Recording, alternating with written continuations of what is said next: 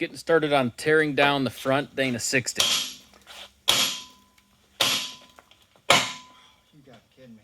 Of course it's fighting, TJ. This is a 2007 Dana 60. So we've got all this crap to cut off.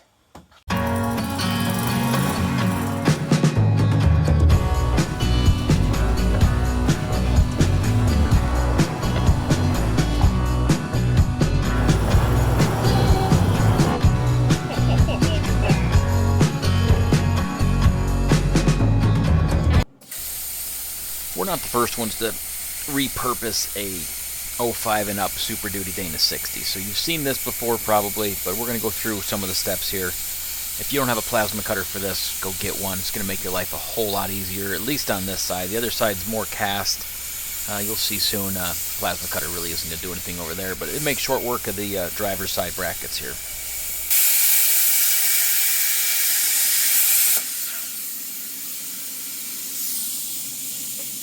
Made a really big cut.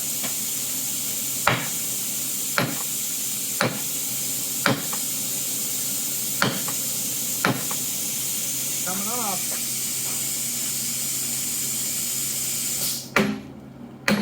Oh yeah. It's moving.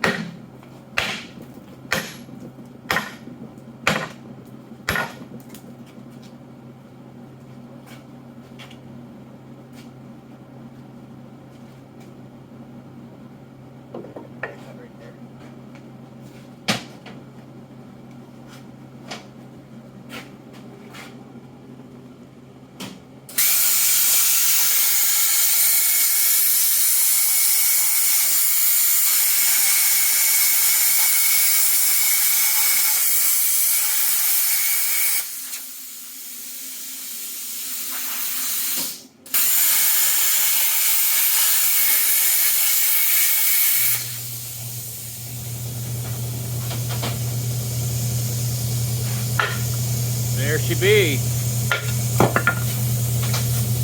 just cut a cord right in half. That was my new grinder too.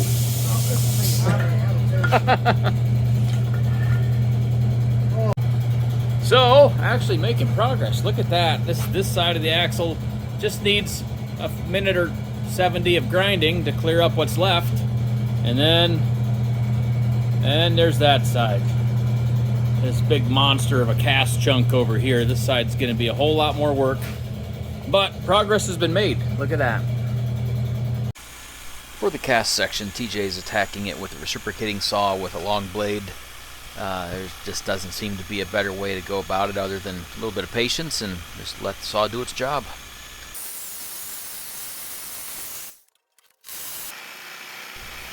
You can see here we skipped a couple steps in filming, but the pieces that hold the bushings have already been cut off. The key to this is just taking whatever size bites you can manage out of this cast material. So cutting those in half gives us an opportunity to cut this next top chunk off that we're cutting now.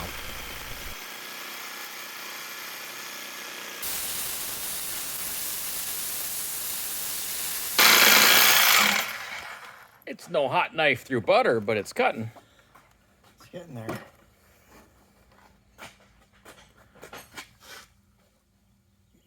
I just want to make sure my angle's okay. Yeah, you threw the worst of it on the backside.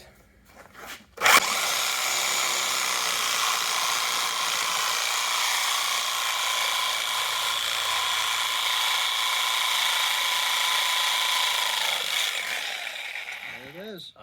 Yahtzee. Yahtzee.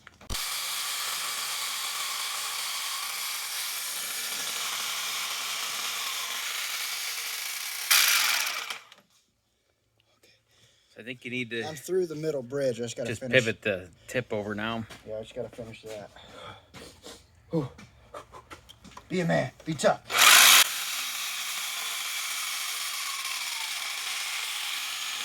Okay. What? You're cutting into the rib over here now.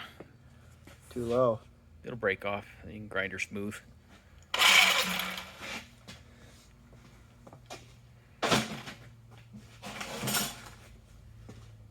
Any cords under there you're gonna pinch with that?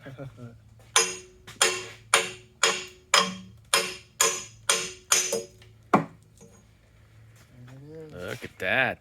That's actually not coming apart that bad. Just piece by piece.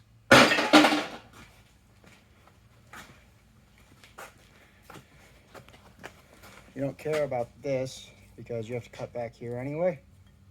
So you have to take your 2 inches off, and that's going to go away anyway. So right. Don't worry about taking that off.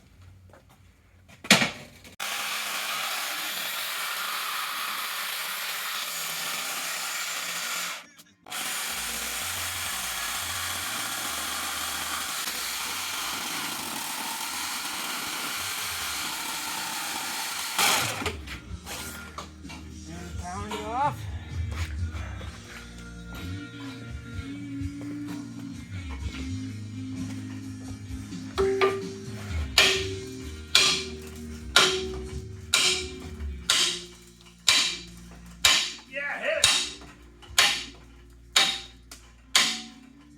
It's not moving a lot.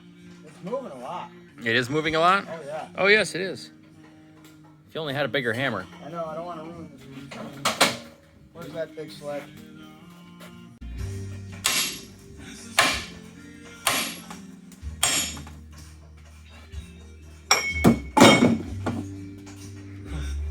Now we're making some progress. It's actually going better than I expected for those big chunks of cast. And of course, I'm not doing the work, you are. That helps. I'm dying.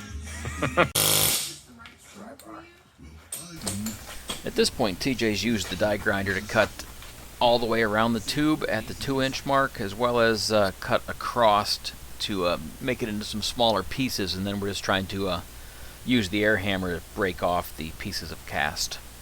It's about 410 to 430 thou. 410 to 430 thousandths, huh?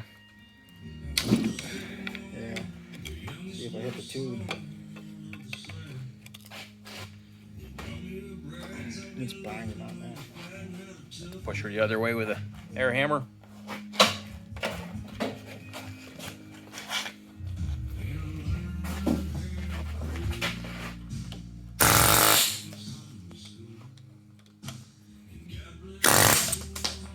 Yahtzee, is that what we say? Yahtzee. That's it. I didn't even touch the tube, I don't think, right there. Oh, I Look did. at that. Yeah, a little bit on the tube, but not bad. Cool.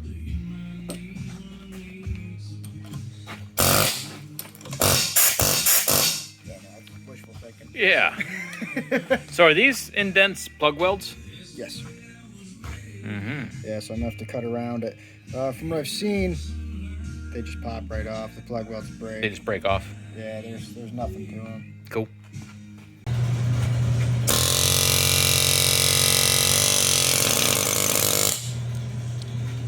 Oh, there she goes. There it goes.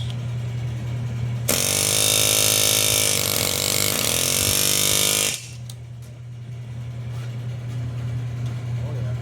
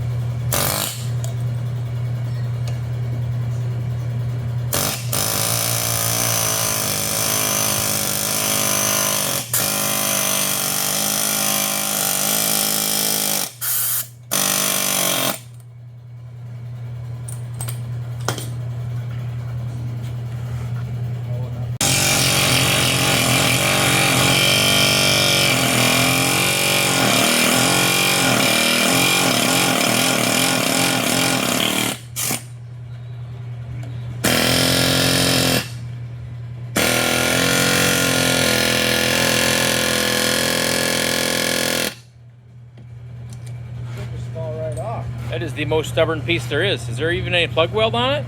This back corner. Okay. But not a whole lot.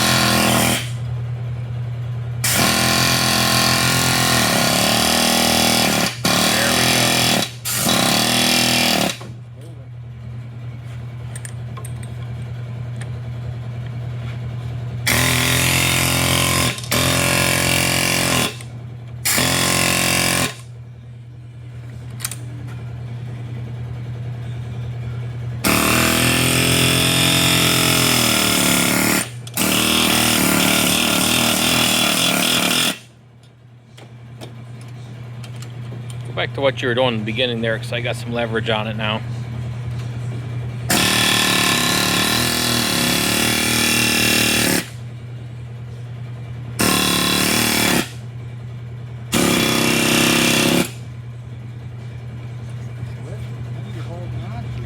It's got to be just not cut enough right in the middle there. That's where it's pivoting. Hit that back down with a hammer maybe.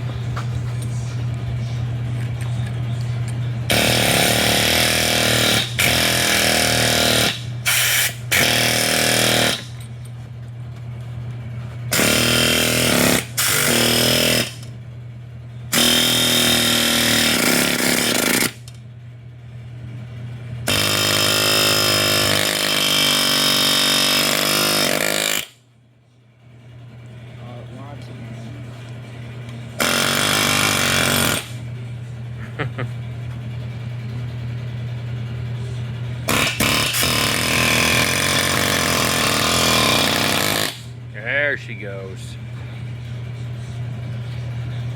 Yep. Oh yeah, that's a pretty good chunk there that wasn't cut.